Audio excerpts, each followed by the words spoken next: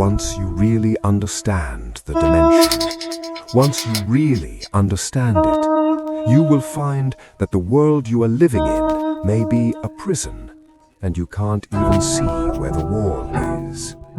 Physicists have proven that a four-dimensional creature sees you is like you looking at a painting. Your heart, your brain, and your bones are all exposed. It can directly reach into your body without cutting.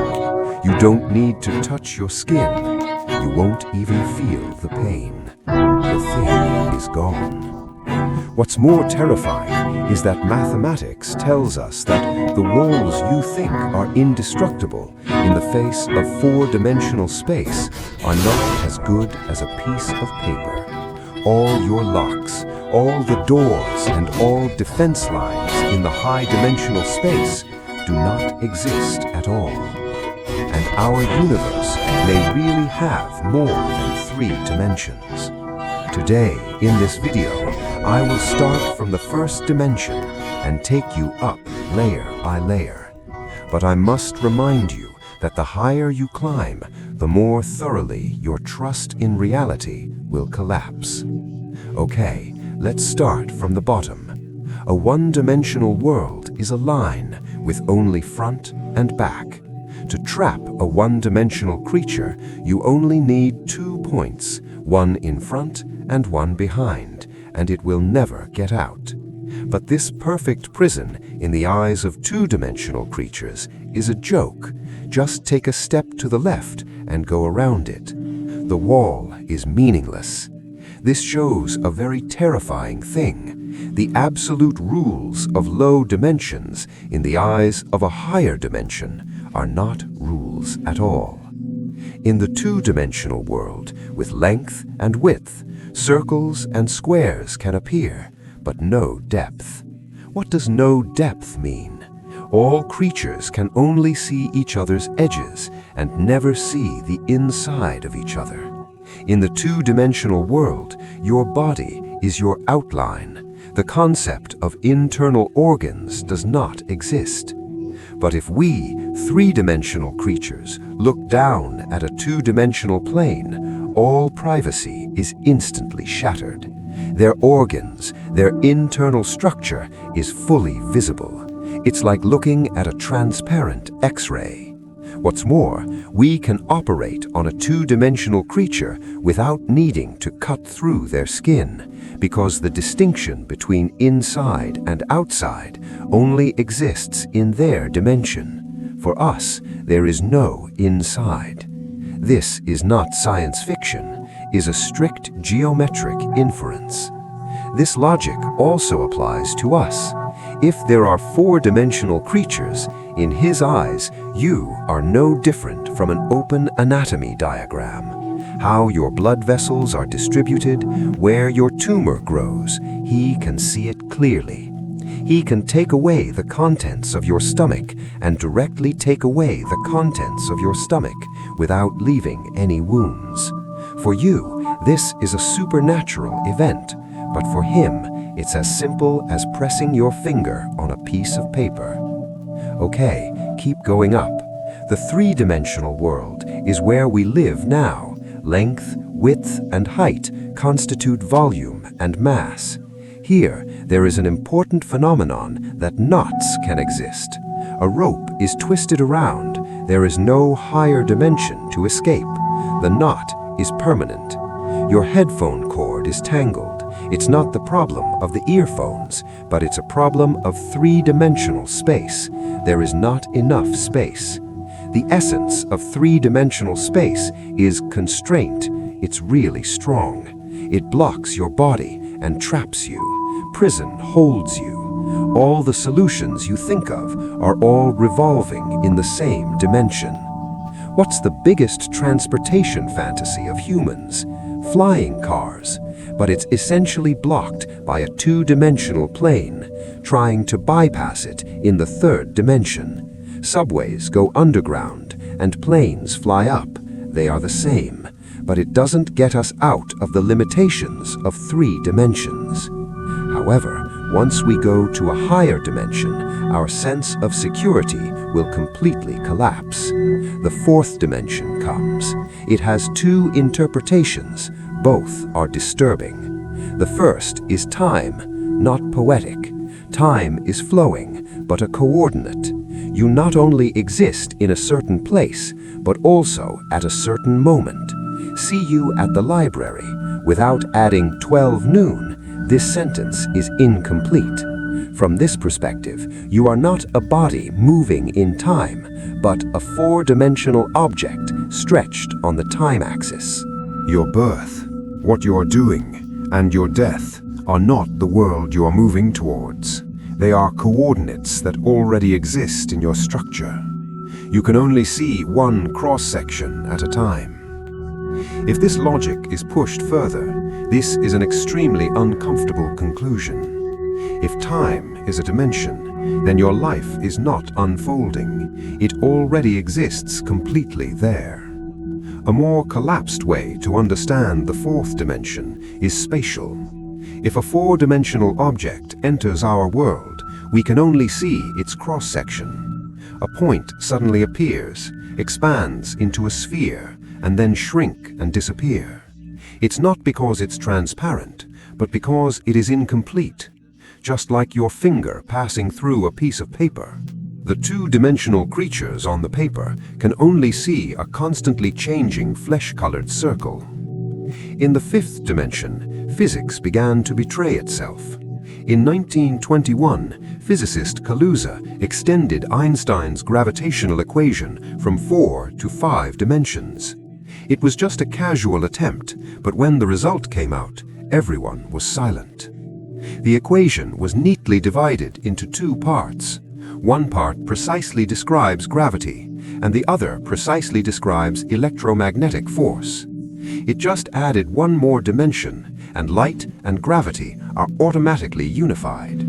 It means that light, magnetic field, and electric field may be just different perspectives of the same phenomenon. We think they are independent just because we are trapped in three-dimensional slices. We see the scattered projections. From the fifth dimension, physics is no longer like a set of rules, but starts to look like a shadow. Geometry also goes out of control. From 1 dimension to 5 dimensions, the volume of the sphere keeps increasing. 5 dimensions is the peak. Then, in the 6th dimension, the sphere's volume begins to shrink. You are increasing space, and things become smaller. At this node, string theory becomes unavoidable. When physicists unified quantum mechanics and gravity, the equations completely collapse, unless the universe has 6 additional spatial dimensions. These dimensions are curled up, folded into the complex shapes of Calabi-Yau, and the topological structure of these shapes determine the mass, charge, and interaction strength of particles. Physical laws may not be laws at all, but a byproduct of hidden geometry. With a different folding, you might have a different universe. This leads to a very disturbing possibility. The natural constants we talk about may be just an accidental product of the environment. It's the result of space folding into this shape by chance, rather than a universal truth. In the 8th dimension, chaos suddenly stops. From the 5th to the 7th dimension, mathematics is a mess. Then, in the 8th dimension, the certainty suddenly returns. A sphere can touch at most 240 other spheres. Not approximately, exactly 240. These spheres are arranged into 18 grids, perfect to the point of being impossible to optimize. In 2016, mathematician Verzovsky proved that this is the optimal way to stack spheres in 8 dimensions. What's more bizarre is that the 18 grid appears in string theory, group theory, and helps modern communication technology to recover information destroyed by noise.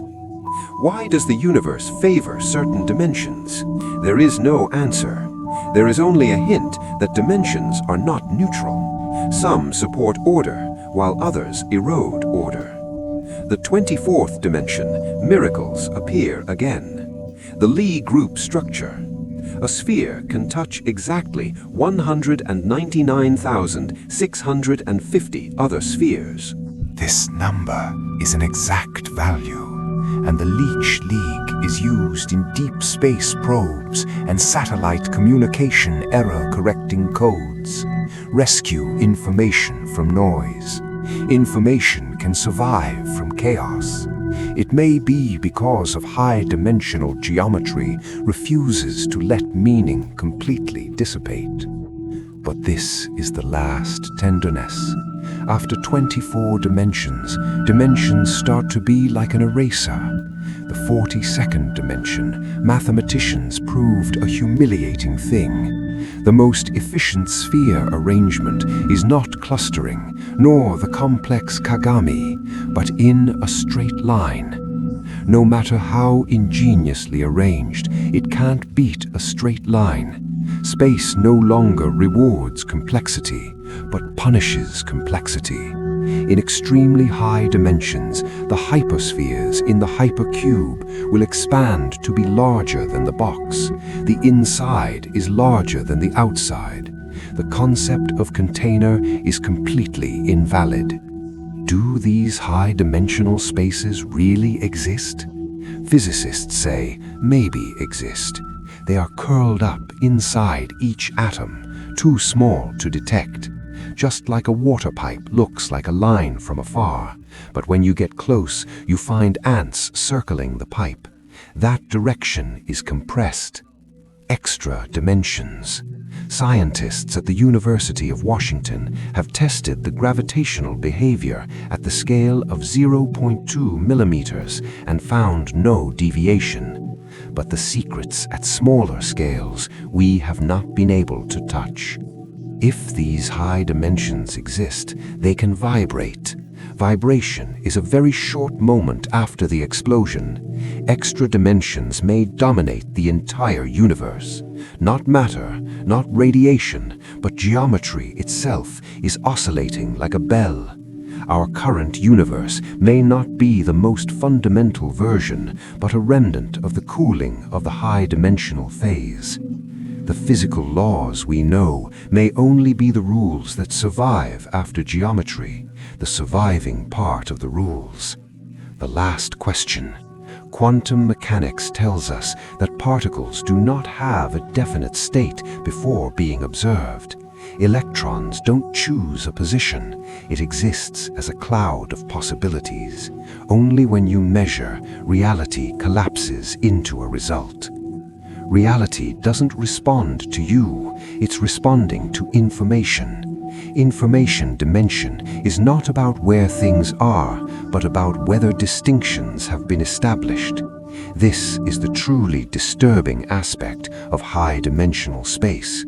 They don't threaten you with monsters, they use insignificance. The universe doesn't revolve around what you can perceive. The deepest structures operates on a scale that your intuition can't keep up with. But you're still here. You move, you choose, you care. Maybe this is the ultimate paradox. Even if reality is stranger and colder than we imagine, experiences still happen locally, and meaning is still generated within slices. Perhaps this is not a flaw, but anything, the only way to feel real. Reality has made compromises. It hides the depth, stabilizes the surface, enforces time, and protects your identity. Not because these things are fundamental, but because without them, you cannot survive. Physics doesn't collapse in high-dimensional space. It just let go. But it leaves behind a quiet reminder. The reality you experience is not the universe itself, but the version of reality that the universe allows you to exist.